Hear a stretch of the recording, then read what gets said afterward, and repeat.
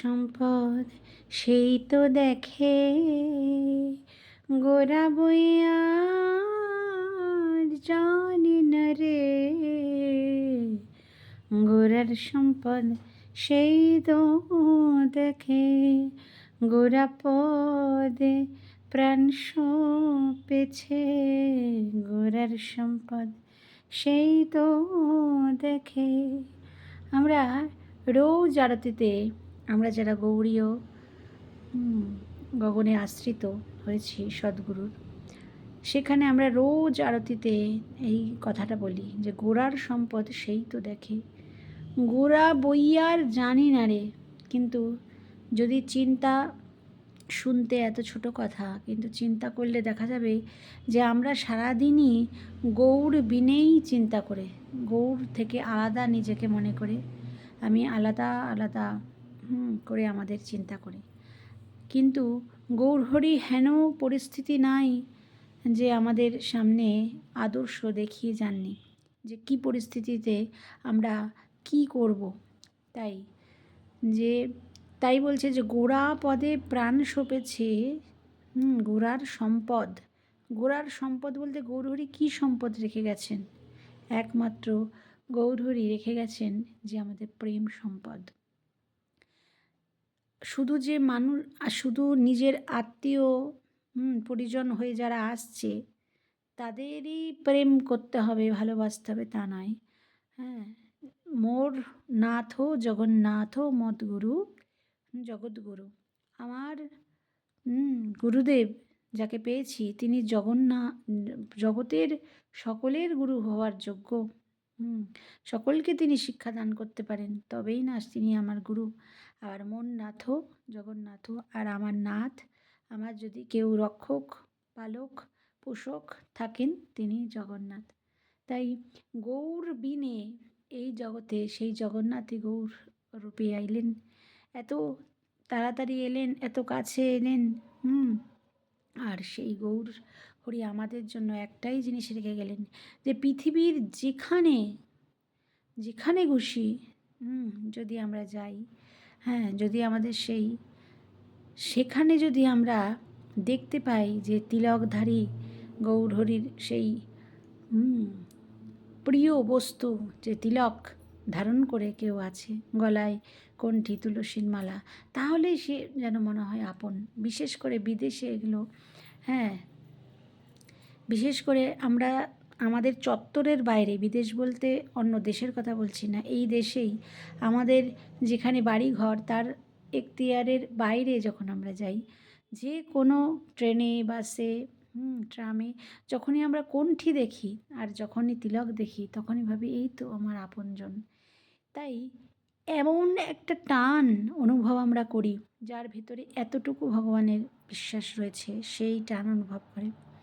আর তখনই মনে হয় নিজের আপনজন, এই তো আমার নিজের আপনজন। তাই সেই গোরা রেখে গেছেন আমাদের প্রেম সম্পদ, যেটা এই সকল সম্পদ, ধর্ম, অর্থ, কাম, মোক্ষ, এই নিয়ে এই জগৎ সকলেই ধর্ম করছে। কি ধর্ম? ধর্ম হতে ধারণ করা, উচিত কাজ করা। প্রত্যেকেই স্বামী স্ত্রীর প্রতি উচিত কাজ করছে, পিতামাতা সন্তানের প্রতি উচিত কাজ করছে, সন্তান পিতামাতার উপর উচিত কাজ করছে, একজন মানুষ তার গ্রামের প্রতি উচিত কাজ করছে।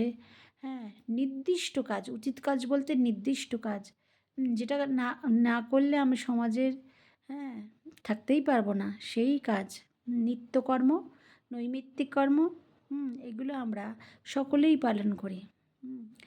এগুলো না করলে আমাদের জীবন সুষ্ঠুভাবে সৌষ্ঠবতেই থাকবে না জীবনের। তাই এই ধর্ম, অর্থ আমাদের দরকার সবসময়, যার বিনিময়ে আমরা জীবন যাপন করি। অর্থ বলতে শুধু তো টাকা পয়সা না, অর্থ বলতে আমাদের যে বিষয়ের সম্পদ রয়েছে সেগুলোও অর্থ আর কাম। হ্যাঁ, কামনার দ্বারা চালিত হয়ে আমরা নানা কর্ম করে থাকি। আমাদের আশা কামনা, আশা আপাস শত ক্লেশ দেয় অবিরত। আশা যখনই পূর্ণ হয় তখনই মনে করি আমার প্রতি ভগবান খুব তুষ্ট, আমার প্রতি ভগবান খুব তুষ্ট, আমি খুব ভালো কাজ করেছি, কখনো খারাপ কাজ করিনি, আশা। কিন্তু এই আশাই আমাদের একদিন দুঃখ দেয়। হ্যাঁ, যখন এগুলো দেখা যায় যে আমার আশা আর পূর্ণ হচ্ছে না, হ্যাঁ, আর আমার কথা কেউ শুনছে না, সেই সময়টা বড়ই কষ্ট। তাই আশা পাশ ও শত শত ক্লেশ দেয় অবিরত। আর মোক্ষ যদি আমাদের কারো, এই ধর্ম অর্থ কাম এই নিয়েই জগৎ চলছে, কিন্তু তার মধ্যেও কোনো সংখ্যক মানুষের ইচ্ছা হয় যে না, আমাকে এবার মুক্ত হতে হবে, মুক্তি এর থেকে লাভ করতে হবে। এখানে বড়ই কষ্ট, কিন্তু এর ওপরেও এই মুক্তির থেকেও যে বিমুক্তি বলে একটা জিনিস আছে, যে মুক্তি বিশেষ মুক্তি, আসলে সেই মুক্তি পেলে চিরন্তন আমি যেভাবে এই জগতে রয়েছি সেভাবেও ওই ওই জগতে ভগবানের সেবা করে সেইভাবেই থাকতে পারবো। কখনোই আমার পতন স্খলন কিছুই হবে না। সেটাই হচ্ছে বিমুক্তি, যেটা ভগবান দিতে এসেছিলেন। পঞ্চম পুরুষার্থ প্রেম। সকলের সাথে প্রেম, জীবের সাথে প্রেম, বিড়ালের সাথে প্রেম, পিঁপড়ের সাথে প্রেম। প্রত্যেককে দেখলে মনে হয় যেন আহা, কত কষ্ট করে, হ্যাঁ, ছোট্ট পিঁপড়েকে দেখলে মনে হয় কত কষ্ট করে বয়ে বয়ে নিয়ে যাচ্ছে। টেনে তাকে পা দিয়ে পিষে মেরে দিতে ইচ্ছা করে না, মনে হয় আহা কত কষ্ট করে জীবনযাপন করছে। হ্যাঁ, ওরা তো, ওদের তো কেউ কিছু দেয় না, ওরা কুড়িয়ে কুড়িয়ে এনে, হ্যাঁ, একটা ছোট্ট জিনিসও ওরা একা বইতে পারে না, এতটুকু দেহ ভগবান দান করেছেন। তাই ওরা দল বল সবাইকে, আত্মীয় স্বজন সবাইকে ডেকে নিয়ে আসে, সবাই মিলে একটা জিনিস নিয়ে যায়, ওই বসে বসে নিজেদের ঘরে কুরকুর কুরকুর করে ওগুলো খায়। তাহলে কত কষ্ট করে, একই তো সেই খিদের জ্বালা আমাদের যেরকম ওদেরও সেরকম, ওদের পেট ছোট কিন্তু একইভাবে তারা সেরকম, হ্যাঁ, করছে। তাই প্রত্যেকের প্রতি দয়া তখন নেমে আসে, কেননা ভগবান বলেই দিয়েছেন যে যখনই কৃষ্ণ ভক্ত কোনো, হ্যাঁ, ভজন করতে থাকে, আমার নাম জপতে থাকে, তখনই আমার হৃদয়টা, আমার যে করুণার্দ্র দয়ার্দ্র বিশাল আকাশের মতন সীমাহীন যে হৃদয়, সেই আস্তে আস্তে সেই গুণগুলো, কৃষ্ণের গুণগুলো সব আস্তে আস্তে সেই ধীরে ধীরে ভক্তের মধ্যে চলে যায়। তাই তখন সহন শক্তি, তখন বল, এই সব পাওয়া যায়। গুরুদেব সাক্ষাৎ তিনি দান করেন এই বিশাল থেকে বিশাল বড় হৃদয়। তাই এই যে গোড়ার সম্পদ, সেই তো দেখে যে গোড়া বিনা কিছু জানে না রে। সবসময় যদি বিপদ আসে, কখনো বালাই আসে, আমরা ডাক্তারের কাছে যাই, বৈদ্যের কাছে যাই, কিন্তু আমরা যদি গৌরহরির লীলার মধ্যে দেখি যে তিনি থাকতে কত বিপদ ঘিরে এসেছিল। সাক্ষাৎ শ্রীবাস ঠাকুরের সামনে তার ছেলে ভুগে ভুগে জ্বরে ভুগে চলে গেল, ওইটুকু বাচ্চা 5 বছরের। তখন শ্রীবাস ঠাকুর কীরকম করেছিলেন। তারপরে সচী মাতা, তার স্বামী চলে গেল, তার আগে পুত্র বিশ্বরূপ চলে গেলেন, তারপরে বিশ্বম্ভর সেও বাড়ি ছাড়া হয়ে গেল, আর বৌমা সেও বিষ্ণুপ্রিয়া দেবী সেও একলা ঘরে বন্দি জীবন। তাহলে কি কষ্ট, কি কষ্ট, সচিমাতার কষ্টের সীমা নাই। তাই যে বলেছেন, হ্যাঁ, কবিরাজ গোস্বামী বলেছেন যে যে সারাদিনে একবার আই বলে ডাকবে, আইয়ের প্রভাবে তার দুঃখ, কেননা আয়ের দুঃখের তুলনীয়, হ্যাঁ, ভগবানের মায়ের যে দুঃখ তার তুলনীয় এই জগতে কিচ্ছু নেই। এত কষ্টই কষ্ট করে গেছেন সারা জীবন। তাই আনন্দের মুখ কতটুকুই দেখেছেন। ভগবানের মা তিনি পাগলিনীর মতন ঘুরে, আচ্ছা দেখো তো দেখো তো, হ্যাঁ, এই এই সোনাটাকে, হ্যাঁ, আমার সত্যিকারের সোনা, হ্যাঁ, এখনই দিল, হ্যাঁ, আমার ইসে, দেখো তো দেখো তো, এই সোনা ভাঙিয়ে সেই খাবার দাবার কেউ নেই যে একটু দিয়ে যাবে, সেই সোনা ভাঙিয়ে ভগবানকে বললে যে আরে ঘরে তো কিচ্ছু নেই, হ্যাঁ, চাল ডাল কী দিয়ে আমি রান্না করব, কী করব। ভগবান মুচকি হেসে একটু পরে এসে সোনার তাল দিয়ে বললে এইটা দিয়ে মা চালাও এখন। ওই সোনা নিয়ে বিশ্বাস হয় না ছেলের প্রতি, যে কী রে, ও কত সোনা পেলেও কোথায়, ওর তো সোনা নেই। হ্যাঁ, তখন গিয়ে একে দেখায় তাকে দেখায়, আচ্ছা এটা সত্যি সোনা তো, দেখো তো দেখো তো, আমার এত সরলা যে সোনা পেলে লোকে লুকিয়ে রাখে, আর উনি সবাইকে দেখিয়ে যে দেখো তো আমার বিশ্বম্বর দিয়ে গেছে, নিমাই দিয়ে গেছে, এটা সত্যিকারের সোনা তো বাবা।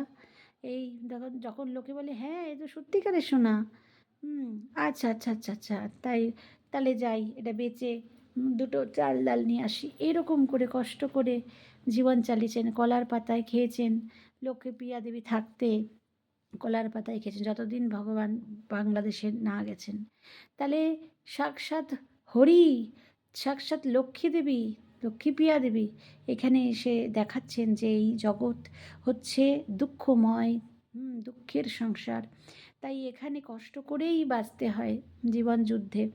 তাই নিজেকে শান্ত করে, অতি দুঃখ যখন নিজেকে শান্ত করে প্রশান্ত করে ভগবানের স্মরণ নেওয়া ছাড়া কোনো গতি নেই।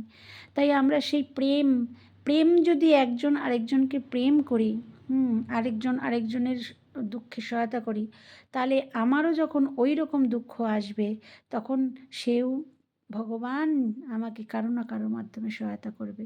তাই এই প্রেম যদি হৃদয়ে আমাদের থাকে তাহলে আমরা সেই গোড়ার সম্পদ, সরল যদি হতে পারি গোড়ার সম্পদ একদিন দেখতে পাবো। আর নয় গোড়ার সম্পদ আমরা যদি প্যাঁচালো হই, জিলিপির মতন মাথায় প্যাঁচালো গোচালো নানা রকম দুশ্চিন্তা, নিজের ভার নিজে নিয়ে বসে থাকি যে আমারটা আমি চালাবো, তাহলে কখনোই কেউ সহায়তা করবে না, কারো মাধ্যমে ভগবান সহায়তা করবে না। যতক্ষণ তার দুহাত তুলে তার সঙ্গে হে হরি আমি আর পাচ্ছি না, আমার শক্তি শেষ, এবার তুমি দেখো, তুমি, তোমাকে আমি ডাকবো আর তুমি দেখো, এই যদি আমরা করি তবে ভগবান অবশ্যই আমাদের অবশ্য রক্ষিবে। কৃষ্ণ বিশ্বাস বলেন অবশ্যই তিনি রক্ষা করবেন কারো না কারো মাধ্যমে, এই বিশ্বাস রেখে আমাদের চলতে হবে। আর কেউ নেই তিনি ছাড়া, অগতির গতি, হ্যাঁ, আর সেই সকল কারণের কারণ তিনিই হচ্ছেন সেই নিতাই ঠাকুর, যার দুদিন আগেই আবির্ভাব হলো। তাই সেই নিতাই গৌরের চরণ ছাড়া আমাদের কোনো গতি নেই, সকল গতির গতি তারাই, হা নিতাই হা গৌর, জয় গোপাল।